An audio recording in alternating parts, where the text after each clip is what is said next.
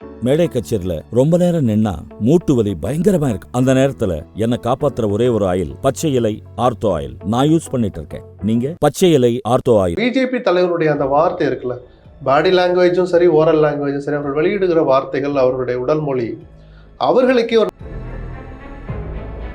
நிஜமாவே நான் திருந்திட்டாரு தான் நினைச்சேன். எனக்கு ரொம்ப சந்தோஷம் பத்திரிகையாளர். ஏன்னா எனக்கும் பிரதமர், உங்களுக்கும் பிரதமர், நம்ம பிரதமர் இப்படி இருக்கணும் தான் நான் ஆசைப்படுவேன். எந்த கட்சியை சேர்ந்தவரானா இருந்துட்டு போட்டோம். அப்படி சொல்லவே இல்லையே. வடிவேலு சொன்ன அந்த வசனம், ஐயோ நான் சொல்லவே இல்லையங்கிற மாதிரி காங்கிரஸ் கதறுது. நாங்க அப்படி சொல்லலை. நான் 100% கடவுள் நம்பிக்கை உள்ளவன். நான் ஒரு இந்து. நான் சொல்றேன், நான் ரொம்ப சந்தோஷமா அப்படிப்பட்ட அவதாரத்தை நான் வரவேற்பேன். எதிர்பாராத விதமாக உத்தரப்பிரதேசத்துலையும் மகாராஷ்டிராலையும் ஒரு சுமூகமான முறையில் தொகுதி பங்கீட்டை முடிச்சதுனால இந்தியா கொண்டு ஒரு நம்பிக்கை பிறந்து நாளாக நாளாக அது அதிகமாச்சே தவிர நிதிஷ் அந்த அணியை விட்டு போனதோ, மம்தா வர மறுத்ததோ நினைவிலேயே இல்லாத அளவுக்கு ஒருவித எழுச்சி. வணக்கம் லக்ஷ்மணன். வணக்கம். தேர்தல் ஆரம்பிச்சப்போ பிஜேபி வலுவா இருந்துச்சு அப்படின்னு எல்லாரும் பேசிட்டு இருந்தாங்க. ஆனா போக போக பிஜேபி அவ்வளவு சீட் வராது, ரொம்ப கம்மியா தான் வரும் அப்படின்னு நிறைய பேர் பேசிட்டாங்க. நீங்களே கூட அந்த கருத்தை முன் வச்சிருக்கீங்க. எதனால அந்த மாற்றம் வந்து? இல்லை, நாங்கள் 400 இடங்களுக்கு மேல் வெற்றி பெறுவோம்னு அவங்க சொன்ன போது நிஜமாகவே அதை நம்பின பல பேர் இருந்தாங்க. பொதுமக்கள் மட்டுமல்ல, இந்தியா கூட்டணியில் இருக்கிற சில கட்சிகள், காங்கிரஸ் உள்ளிட்டவங்களுக்கு கூட அந்த எண்ணம் இருந்திருக்கலாம். காரணம், நிதிஷ்குமார் திடீர்னு அந்த அணியை விட்டு வெளியே போனார். வரேன்னு சொன்ன மம்தா, அல்லது தேசிய அளவில் நான் இருக்கிறேன்னு சொன்ன மம்தா மேற்கு வங்கத்தில் தனியாக போட்டிட்டு அந்த ஒரு கூட்டணியை கொஞ்சம் சிதைக்கிற மாதிரி, உருக்குலையை செய்கிற மாதிரி, அல்லது அந்த வடிவத்தை வேண்டுமென்றே தெரிந்தே மாற்றுகிற மாதிரி சில நடவடிக்கைகள் நடந்த போது இந்தியா கூட்டணி வலுவா இல்லையோ அப்படின்னு ஒரு தயக்கம் கலந்த ஒரு சுய பலவீனம் அவங்களுக்கே தெரிஞ்சது. ஆனால் எதிர்பாராத விதமாக உத்தரப்பிரதேசத்துலையும் மகாராஷ்டிராலையும் ஒரு சுமூகமான முறையில் தொகுதி பங்கீட்டை முடிச்சதுனால இந்தியா கொண்டு ஒரு நம்பிக்கை பிறந்து நாளாக நாளாக அது அதிகமாச்சே தவிர நிதிஷ் அந்த அணியை விட்டு போனதோ, மம்தா வர மறுத்ததோ நினைவிலேயே இல்லாத அளவுக்கு ஒருவித எழுச்சி வட மாநிலங்கள்ல இருந்தது தான் இந்த எண்ண மாற்றத்திற்கு காரணம். நம்மை போன்றவர்கள் யூகம்ங்கிறது நிஜமாவே அப்படிதானோ அப்படின்னு நாளுக்கு நாள் அதை உறுதிப்படுத்தி சொல்கிற மாதிரி ஒரு எழுச்சி கலந்த ஒரு உணர்வு அங்கே உத்தரப்பிரதேசத்துல குறிப்பாக இருக்கு. அகிலேஷ் ராகுல் கூட்டணிக்கு பிளஸ் பிஜேபி தலைவருடைய அந்த வார்த்தை இருக்குல்ல, பாடி லாங்குவேஜும் சரி, ஓரல் லாங்குவேஜும் சரி, அவர்கள் வெளியிடுகிற வார்த்தைகள், அவர்களுடைய உடல் மொழி, அவர்களுக்கே ஒரு நம்பிக்கையற்ற தன்மையை காட்டுறதா தான் நான் பார்க்குறேன். 50 இடம் கூட காங்கிரஸ் ஜெயிக்காதுன்னு ஒரு நாள் பேசுறாங்க, பிரதமரும் பேசுறார். அடுத்த நாள் அவங்க ஆட்சிக்கு வந்தா ஆண்டுக்கு ஒரு பிரதமர்னு 5 பிரதமர்களை தேர்ந்தெடுப்பாங்க, நாட்டுல ஸ்திரத்தன்மை இல்லாம போயிடும் அப்படின்றார்.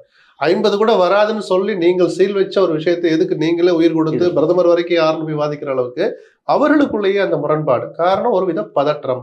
பிளஸ் நம்மை போன்றவர்களுக்கே ஓரளவு தகவல் வருதுன்னா அவங்களுக்கு அதிகாரப்பூர்வமான முறையில அவர்களே பிரத்யேகமாக நடத்திய கருத்து கணிப்புகள், உளவுத்துறையினர் கொடுக்கிற தகவல் வந்திருக்கலாமோ, அதனால்தான் இந்த பதட்டமோ அப்படின்னு பாக்குறோம். கண் முன்னால் பார்க்கிற எழுச்சியையும் நம்ம அப்படிதான் பார்க்கிறோம். மோடி அதிகமா அந்த பாலிடைசேஷன் பண்ணிட்டு இருந்தாரு. இஸ்லாமியர்கள் இதுவரைக்கும் இல்லாத அளவுக்கு இந்த தேர்தலாம் கடுமையா வெளிப்படையா தாக்கி இருக்காரு. இதெல்லாம் இந்துக்கள் ஓட்ட பிஜேபிக்கு. இதை அமித்ஷா பேசியிருந்தால் கூட, அல்லது நட்டா பேசியிருந்தால் கூட நம்ம இவ்வளவு ஆச்சரியப்பட வேண்டாம். அமித்ஷா பேச கூட தப்பு தான். ஏன்னா இன்னைக்கு இந்த நாட்டினுடைய உள்துறை அமைச்சர். ஆனால் அரசியலமைப்பு சட்டப்படி மிக உயர்ந்த பொறுப்பில் இருக்கிற ஒரு பிரதமர் 3ஆம் முறையாக ஒரு அதிகாரத்தை நோக்கி முதல் முறையா சுவைக்க போற ஒருத்தருக்கு ஒரு வெறி கலந்த ஒரு ஆர்வம் இருக்கும். இவர் அதை அனுபவிச்சு முடிச்சிட்டார், எல்லாத்தையும் பார்த்துட்டார். ஆனாலும் கூட அவர் இப்படி ஒரு மதத்தை முன்னிறுத்தி தேர்தல் காலத்துல அந்த 60-70 நாள் அந்த நன்னடத்தை விதிகள் அமல்ல இருக்கிற அந்த நாட்கள்ல நீங்க என்னதான் மதத்தை வச்சு அரசியல் பண்ணாலும், இந்த ஒரு மதத்துக்காகவே கட்சி நடத்தினா கூட அந்த 60 நாட்கள்ல நீங்க அந்த கட்டுப்பாடுகளை கடைபிடிக்கணும்னு விதி இருக்கிற போது உங்க தாலியை பறிச்சிருவாங்க, உங்க பட்ஜெட்ல 15% எடுத்து முஸ்லிம்களுக்கு கொடுக்க போறாங்க, அதிகமா குழந்தை பெற்றிருக்கவங்களுக்கு உங்க செல்வத்தை எல்லாம் அள்ளி கொடுக்க போறாங்க, இப்படி எல்லாம் சொன்னார்.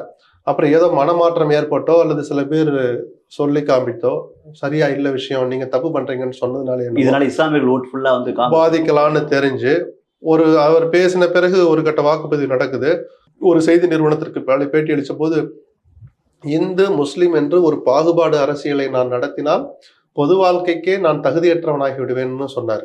நிஜமாவே நான் திருந்திட்டாரு தான் நினைச்சேன். எனக்கு ரொம்ப சந்தோஷம் பத்திரிகையாளர். ஏன்னா எனக்கும் பிரதமர், உங்களுக்கும் பிரதமர், நம்ம பிரதமர் இப்படி இருக்கணும் தான் நான் ஆசைப்படுவேன். எந்த கட்சியை சேர்ந்தவரானா இருந்துட்டு போட்டோம், அவங்க கொள்கை எதுவான ஏழைகள் வகுத்தில் அடிக்காம என்னமோ பண்ணிட்டு போங்கன்றதான் அடிப்படை கொள்கையை நான் எதிர்பார்க்கிறேன்.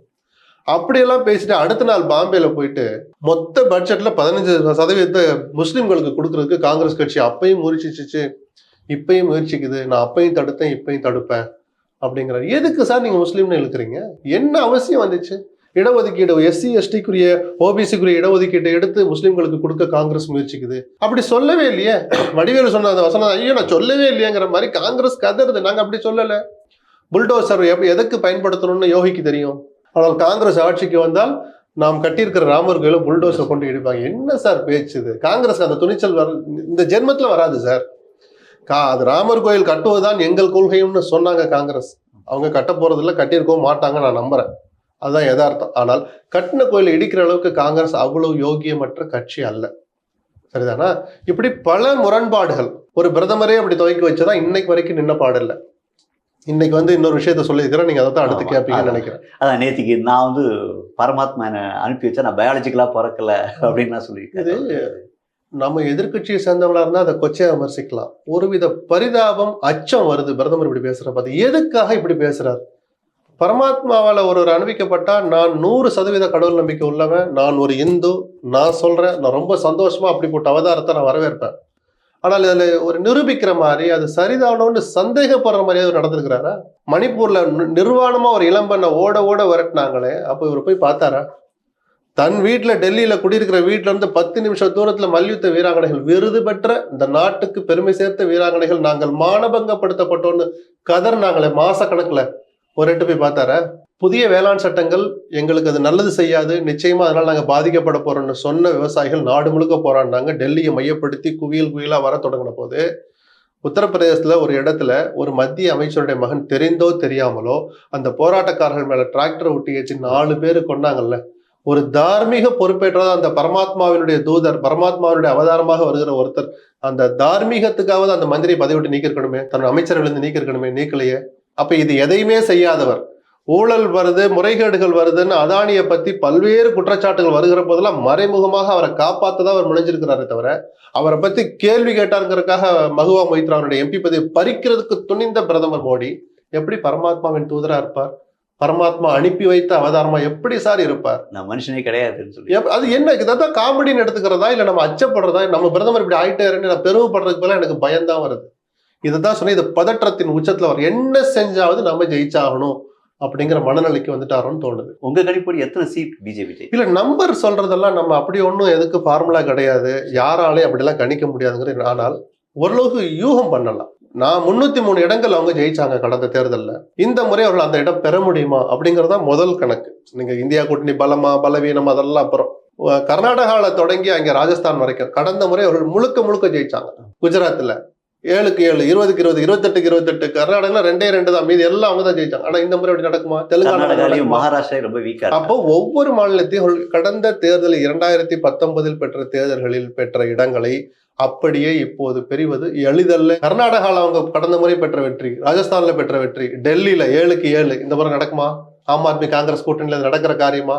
இப்படி அவர்கள் கடந்த முறை பெற்றதை விட குறைவாக பெறுவாருங்கிறது நல்லா தெரிஞ்சதுனாலதான் அத்தனை இடங்கள் அவர்கள் பெற மாட்டார்கள்னு முதல் பாயிண்ட்டுக்கு வர்றோம்.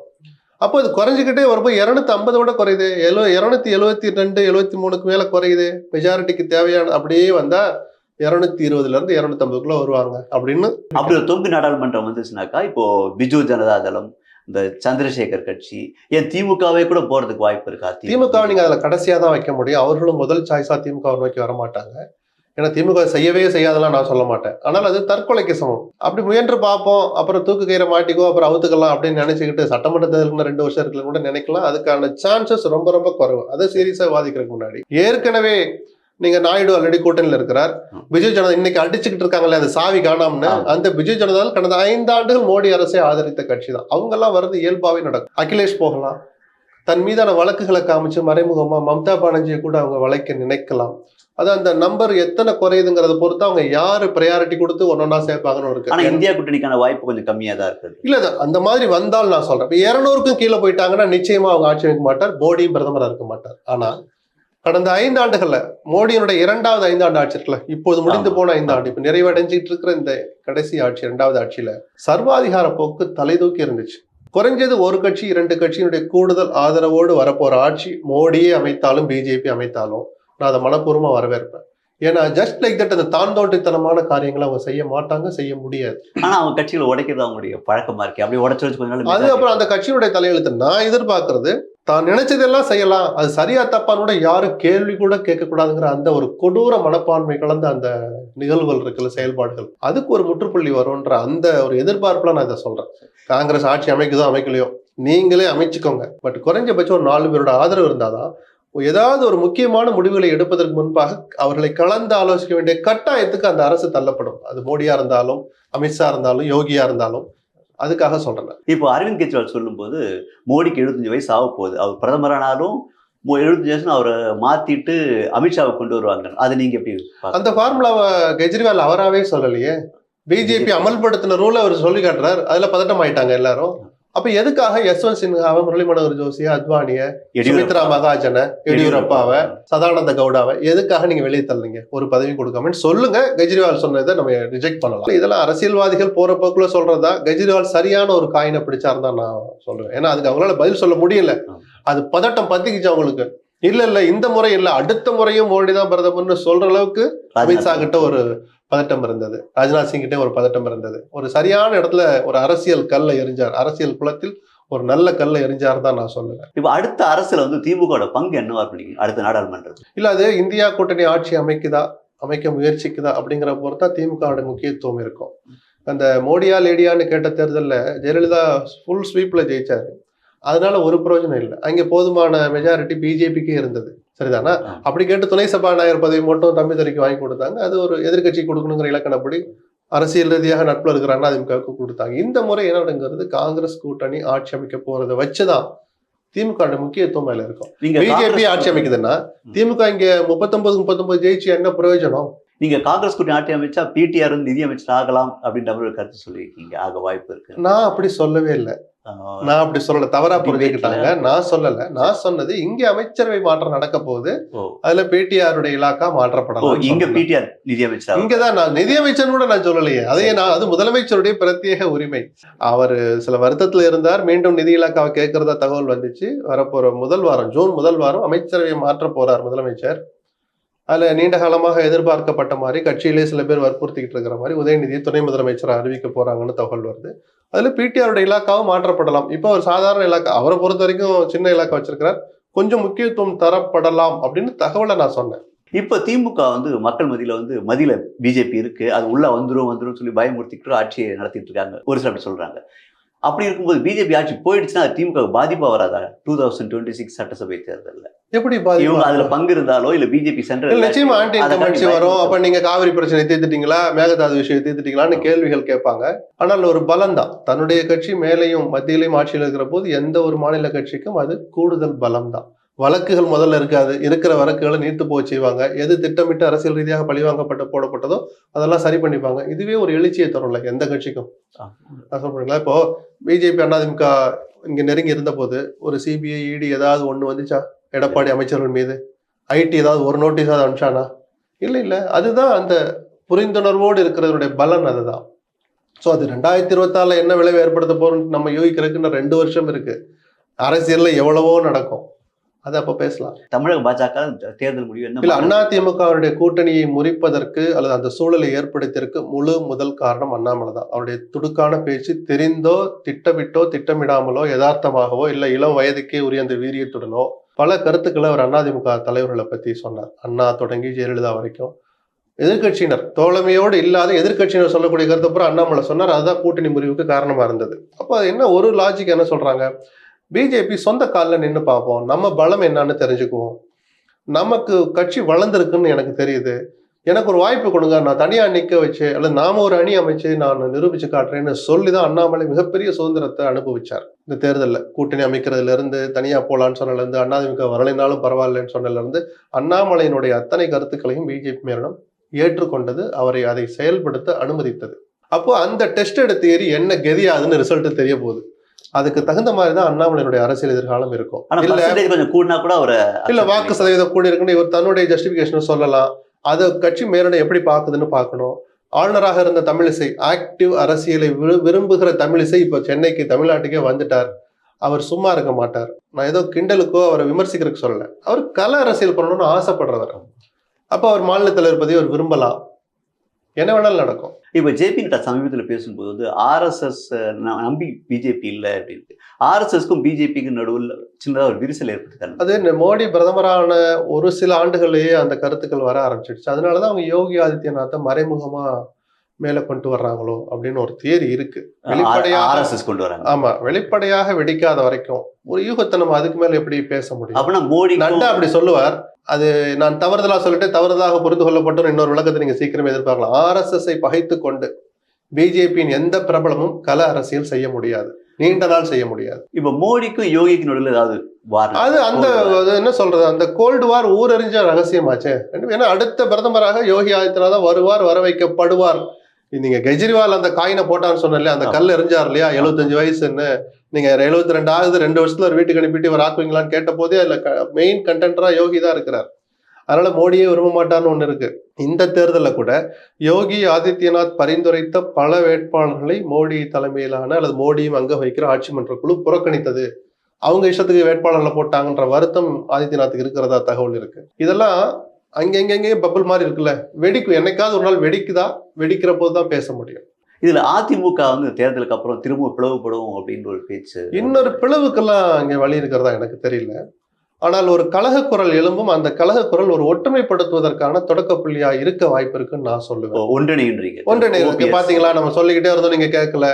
நம்ம ஜெயிச்சிருவோம்னு சொன்னீங்க, மெகா அணி அமைப்போம்னு சொன்னீங்க, அமைக்க முடியல. சரி, அம்மா மாதிரி தனியா கிட்டத்தட்ட தனியா நின்னீங்க, வெற்றி கிடைக்கல அப்படின்லாம் வந்தா இது வரைக்கும் தயக்கமா இருந்தவங்க, கொஞ்சம் குரல் மெதுவா சொன்னவங்க கொஞ்சம் உயர்த்தி பேசுவாங்க. அண்ணே, இனிமேலாவது நீங்க கொஞ்சம் உங்களுடைய எண்ணத்தை மாத்திக்கோங்க, உங்க செயல்பாடுகளை மாத்துங்க, எதுக்காக அவங்கள வெளியில விடணும்?